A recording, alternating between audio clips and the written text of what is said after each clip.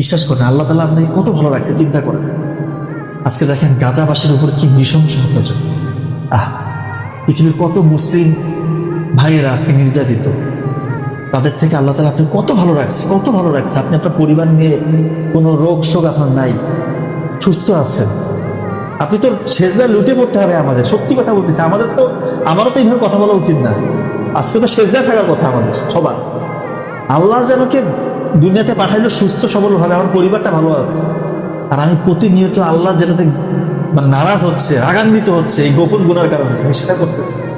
আবার চাচ্ছি যে আল্লাহ আমাকে নিয়ামতে ভরপুর বাড়াই দেখ। সেজদায় গিয়ে চোখের পানি ফেলতেছে, চোখের পানি কেন আসতেছে না? আর কিভাবে চোখের পানি আসবে আপনার? আপনি দিনের পর দিন এই খারাপ জিনিস দেখতেছেন।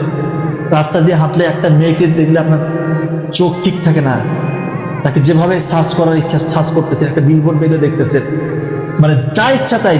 যখনই সামনে কোনো মেয়ে চলে আসে আপনি নিজেকে কন্ট্রোল করতে পারেন না, আপনার চোখ দিয়ে পানি আসবে।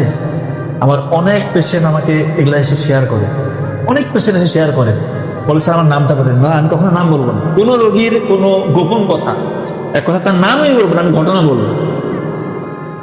এমনও রোগী আছে, এমনও ছেলে আছে বলে যে স্যার আমার কি হয়েছে স্যার, আমি কোনো মেয়ে দেখলে স্যার তাকে আমি মানে তাকে একটা মানুষ মনে করি না স্যার, আমার মনে হয় যে তাকে সব থেকে খারাপভাবে চিন্তা করি। কারণ দীর্ঘদিন পণ দেখে দেখে আমার এই অবস্থা হয়েছে। তাকে নিয়ে আমি সব থেকে নোংরা চিন্তাটা করি স্যার।